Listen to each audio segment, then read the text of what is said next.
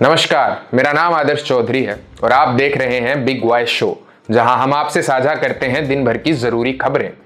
कल देश में लोकसभा चुनाव के पहले फेज की वोटिंग होने जा रही है और आज ईवीएम पे सवाल खड़े किए जा रहे हैं। कांग्रेस की प्रियंका गांधी ने बीजेपी पर आरोप लगाते हुए कहा कि अगर बीजेपी सही ढंग से ईमानदारी से चुनाव लड़ती है तो मात्र 180 सीटों में ही निपट जाएगी। साथ ही उन्होंने कहा कि इतने कॉन्फिडेंस के साथ वो 400 पार का नारा दे रहे हैं। बीजेपी को पहले से ही कैसे पता चला कि कितनी सीटें आएंगी? अगर वे पूरी ईमानदारी से चुनाव लड़ती तो वे पहले से इतना स्थिर होकर यह बात नहीं बता सकती। आज सुप्रीम कोर्ट में ईवीएम के मुद्दे पर 5 घंटे बहस चली, जिसमें मामला यह था कि ईवीएम में आई वोटों के साथ वीवीपैट से निकली पर्चियों का मिलान किया जाए ताकि यह पता चल सके कि दिया गया वोट सही जगह ही पहुंचा है।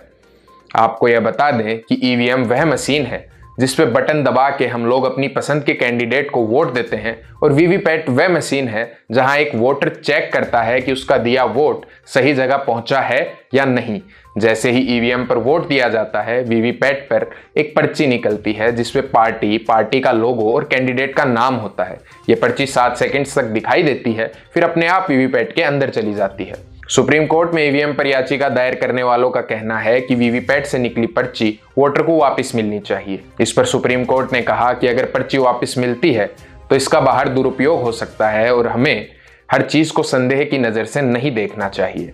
चुनाव के समय हमेशा ही बीजेपी पर ईवीएम से छेड़छाड़ के आरोप लगते रहे हैं। बीजेपी ने इस मामले पर जवाब देते हुए कहा है कि विपक्ष हर बार हम जिन सीटों पर जीतते हैं उन्हीं सीटों पर ईवीएम से छेड़छाड़ का आरोप लगाती है, लेकिन जिन सीटों पर वे खुद जीतते हैं उन सीटों पर ईवीएम को सही समझते हैं। एक और खबर की बात करें तो बिहार के जमुई में तेजस्वी यादव की सभा में आम जनता में से किसी ने चिराग पासवान की मां को गाली निकालते हुए वीडियो बनाकर अपलोड कर दिया, जिसके बाद बिहार में सियासत गर्मा गई।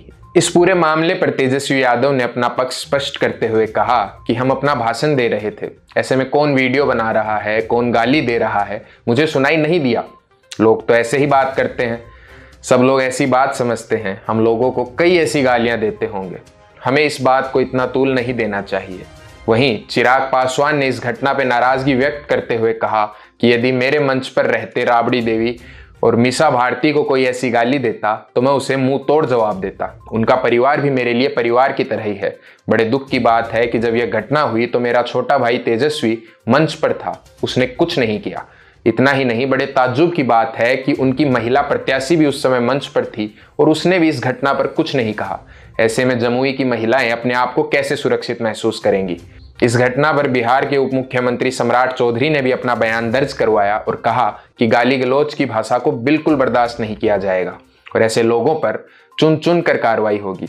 रामविलास पासवान दलितों के मसीहा के रूप में जाने जाते हैं। उनकी पत्नी के बारे में ऐसी अभद्र भाषा का प्रयोग भूल नहीं, अपराध है।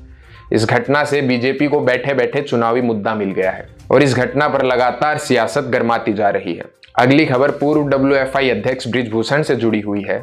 दिल्ली कोर्ट ने आज बृजभूषण पर चल रहे सेक्सुअल हैरेसमेंट के केस पर फैसला सुरक्षित कर लिया है और 26 अप्रैल को यह फैसला पब्लिक कर दिया जाएगा।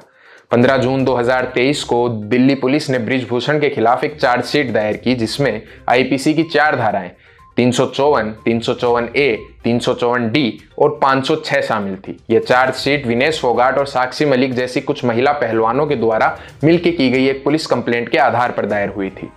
इस मामले पर बृजभूषण का कहना है कि वो घटना के दिन यानी 7 सितंबर 2022 को भारत में मौजूद ही नहीं थे। आज की आखिरी खबर आई है तिहाड़ जेल से, जहां पे ईडी ने कोर्ट में अरविंद केजरीवाल पर आरोप लगाए हैं कि वे जानबूझकर हाई शुगर फूड खा रहे हैं ताकि उन्हें मेडिकल ग्राउंड्स पर कोर्ट से बेल मिल सके। गौरतलब है कि अरविंद केजरीवाल को टाइप 2 डायबिटीज है, लेकिन फिर भी वे जेल में आम, आलू पूरी और मिठाई रोज खा रहे हैं। वहीं केजरीवाल के वकील एडवोकेट विवेक जैन ने उल्टा ईडी पर ही आरोप लगाया है कि वो ये सब सिर्फ मीडिया के लिए कर रहे हैं और डायबिटिक पेशेंट्स को जेल में टॉफी वगैरह तो दी ही जाती है ताकि उनका शुगर कंट्रोल किया जा सके।